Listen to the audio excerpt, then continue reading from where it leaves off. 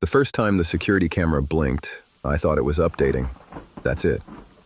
Just a tiny blue light flashing above the garage at 2:47 a.m. while rain slammed against the windows outside. Nothing creepy, nothing dramatic. At least not yet. I only noticed because our dog, Roscoe, started growling toward the monitor mounted beside the TV. Not barking, growling, low and deep, the kind of sound dogs make when they already know something you don't. I muted the movie Sarah and I were watching and looked at the security feed. Front yard empty, driveway empty, backyard empty. Then camera 4 flickered black for half a second. When the image came back, the gate behind our house was open. I sat forward immediately, because I always lock that gate. Always. The camera angle showed rain blowing through the backyard while the gate slowly moved back and forth in the wind. Sarah looked over and said, "Maybe you forgot." But I knew I didn't. Then Roscoe stood up, hair raised along his back, still staring at the monitor.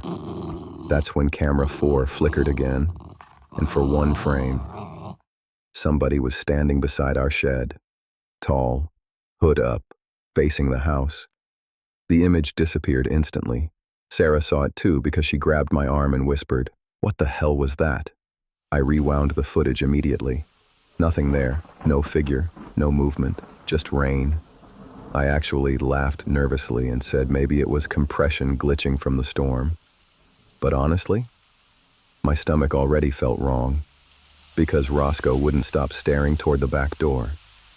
Then our backyard motion alert triggered. Loud. The notification popped onto my phone. Movement detected, camera 4. I opened the live feed instantly. The shed door was open now, wide open, dark inside, rain blowing across the lens. Sarah whispered, "Call the police." But before I could answer, the audio activated. Static crackled softly through the monitor speakers. Then breathing, slow breathing, right beside the camera. I felt every hair on my arms stand up. And then, a voice whispered, "I know you're watching." The feed cut black. Sarah actually screamed. Roscoe started barking uncontrollably toward the hallway leading to the back door. Then every camera feed in the house went offline at once. Front yard, garage, living room, everything. Just black screens. That's when somebody knocked on the back door. 3 slow knocks. Not loud, almost polite. Sarah started crying immediately. I grabbed the handgun from our bedroom safe while staring at the dark hallway. Another 3 knocks. Then my phone buzzed again. New notification. Camera 2. Active camera 2 was inside the house. Living room camera. My hands actually started shaking opening the feed. At first the room looked empty, then the camera slowly tilted downward by itself. Toward the hallway. Toward me. Like whoever controlled it knew exactly where I was standing, and on the screen, at the very end of the hallway, someone was standing behind me. I spun around so fast I nearly fell. Nothing there. Empty hallway. But Sarah screamed from the couch, "He's still there." I looked back at the monitor. The figure hadn't moved. Tall, dark hoodie, completely still. Watching us through our camera. That's when the live stream icon appeared at the top of the screen. Somebody else was connected to our security system, watching live. Then text suddenly appeared across the monitor feed. "Turn around again." I don't think fear can fully prepare you for moments like that, because your brain stops working normally. You stop thinking logically. All you feel is, pray. Sarah grabbed Roscoe and locked herself inside the bathroom while I searched the house with the gun. Every room empty, no broken windows, no forced entry, nothing missing.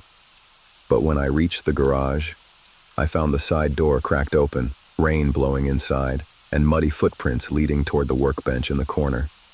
My flashlight hit the wall above the bench, and I almost threw up. Dozens of printed photos were taped there. Pictures of us, sleeping, leaving for work, watching TV, walking Roscoe, some taken through windows, some from inside the house, and dead center on the wall was a printed screenshot from our living room camera taken less than 5 minutes earlier. Me standing in the hallway holding the gun. Someone had been inside the house, recently, maybe still inside. That's when my phone buzzed again. Unknown number. One new text message. Just one sentence. Check camera 5. Camera 5 was the nursery camera from our daughter Lily's room. I opened the feed immediately. The room looked normal for about 2 seconds. Then the camera slowly zoomed toward the closet, and from inside the darkness, 2 eyes opened. Sarah's scream echoed through the entire house when she saw it. Police arrived 6 minutes later. They cleared the house. Found nobody. But detectives did find something hidden inside our attic. A laptop, battery packs, hard drives, signal boosters. Someone had been living above us for weeks, using our own security system to watch everything. Police eventually arrested a man 2 towns over after tracing hacked login data from our cameras. And detectives later told us something I still wish they hadn't. The suspect had recordings from dozens of homes saved on the hard drives. Hours and hours of families being watched without knowing. But one folder on the laptop confused investigators, because it contained recordings from inside houses where the cameras had supposedly been disconnected years earlier, including ours. And in several of those recordings, detectives noticed a second figure moving through the rooms after the suspect had already left frame. A tall, dark figure no one could identify. No face, no sound. Just standing there, watching. So if you're listening to this story alone tonight, maybe check your security cameras one more time. And if you enjoy these kinds of true digital nightmare stories, subscribe to Insomniac and check out the other stories waiting on the channel tonight. Just don't watch them in the dark. The Airbnb looked normal in the photos. That's the part that bothered me afterward. Nothing about it screamed danger. Small cabin, 5-star reviews, middle of nowhere in northern Michigan. Cheap enough that my friend Tyler booked it without even thinking twice. Just a quiet weekend trip. Me, Tyler, Jess, and Aaron. Fishing, drinking, getting away from work. That was the plan. We got there around 8:30 at night during heavy rain. The cabin sat deep in the woods at the end of a long gravel road with no neighboring houses anywhere nearby. No lights except the porch, no cell service either. Jess noticed it first. She held up her phone and laughed. Dude, 0 bars. Aaron joked, perfect place to get murdered. At the time, we laughed too. The inside of the cabin actually looked amazing. Modern kitchen, huge stone fireplace, mounted TV, security system panel near the front door. That last part caught my attention, because taped beside the panel was a handwritten note.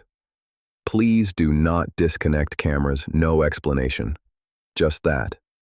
Tyler shrugged and said maybe the owner was paranoid about break-ins. Honestly, that made sense. The woods around us felt isolated enough that nobody would hear anything out there. Rain hammered the windows most of the night while we drank and played cards. Around midnight, Jess suddenly stopped talking and stared toward the hallway leading to the bedrooms. Did you hear that? We all went quiet. At first, I heard nothing.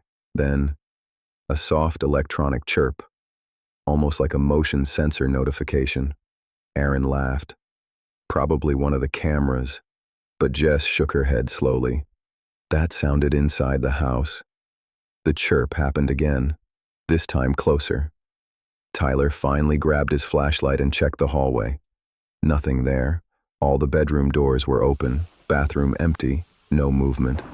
We brushed it off until the TV turned on by itself. Static filled the screen. Not a normal channel, just black and white static. And for about 1 second, a camera feed appeared.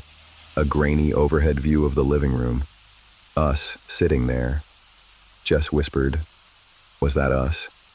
The screen went black immediately afterward. Aaron grabbed the remote. Nope, absolutely not.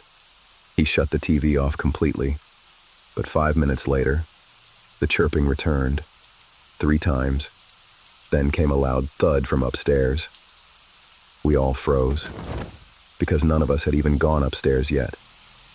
Tyler tried laughing it off again, but I could see it on his face now too. Fear.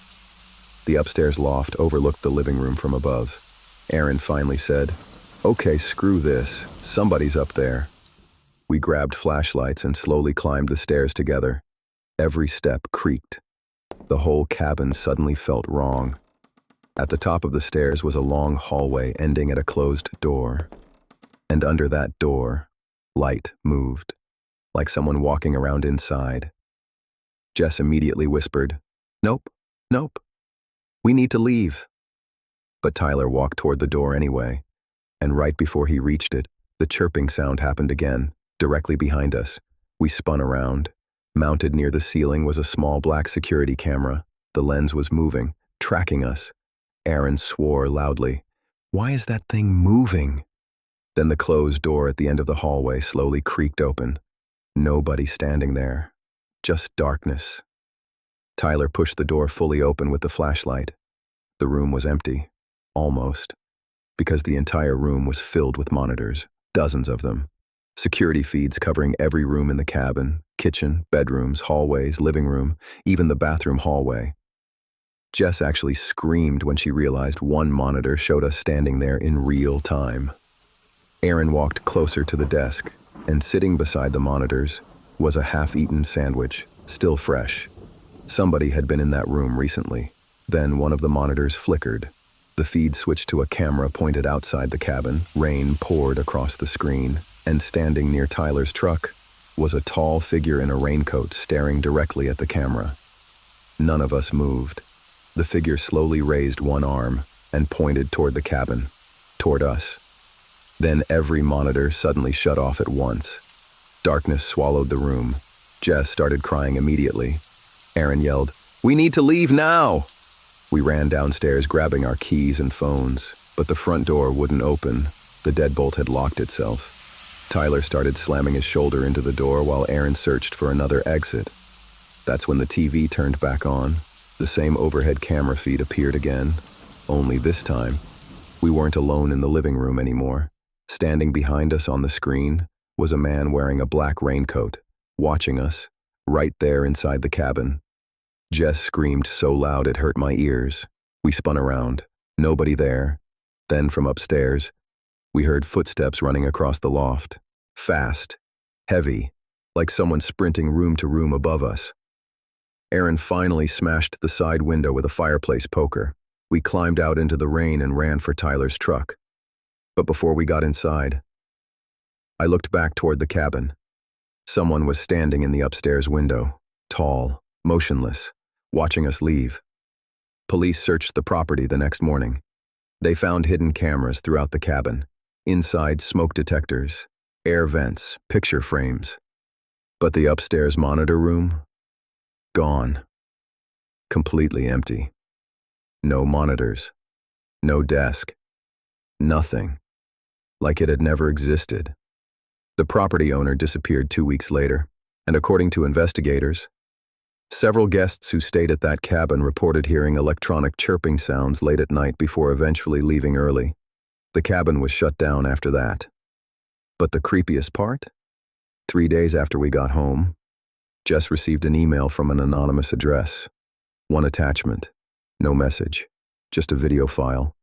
The footage showed all 4 of us asleep inside the cabin that night, recorded from above, like someone had been standing over our beds the entire time. The first message came through my work email at 2:13 a.m. No subject line, no text, just a single photo attachment. At first I thought it was spam, until I opened it. The picture showed my apartment hallway, taken from outside my door. The timestamp in the corner read, 2:11 a.m., 2 minutes earlier. I stared at it for a full minute trying to understand what I was looking at, because I lived alone, and nobody should have been outside my apartment taking pictures in the middle of the night. Then I noticed something worse. My front door was slightly open in the photo. I immediately turned toward my hallway. My real front door was shut and locked. At least, I thought it was. I walked over slowly and checked the deadbolt. Locked. That should have made me feel better. Instead, my stomach somehow dropped harder. Because if the door was closed now, who opened it in the picture? I checked the peephole.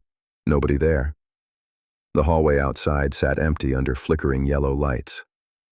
I almost convinced myself somebody was screwing with me. Maybe an old picture, maybe Photoshop. Then another email arrived. This one had text. Check your camera history. That stopped me cold. Because I did have cameras. A cheap smart home setup connected to my phone, living room, kitchen, front door, nothing fancy. I opened the app immediately. Every camera showed offline at the same exact time.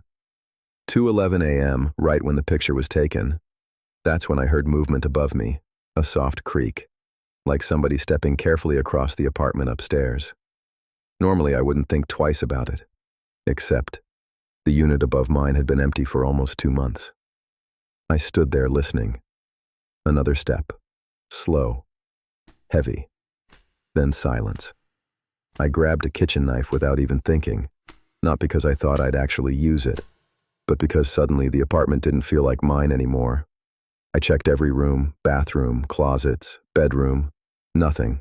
No signs of anyone. But when I walked back into the living room, the TV was on. Static. Just black and white static filling the screen. I know for a fact it was off before. Then the static cut out for 1 second, and a camera feed appeared. My hallway. Live. From outside my apartment.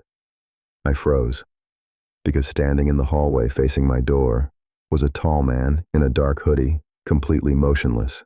The feed vanished instantly afterward. The TV shut off by itself. That's when my phone vibrated again. Another email, another picture. This one showed me standing in my living room holding the knife, taken only seconds earlier. From inside the apartment. My chest honestly tightened so hard I couldn't breathe right. I spun around checking every dark corner. Nothing there. But now I knew somebody had been inside, or still was.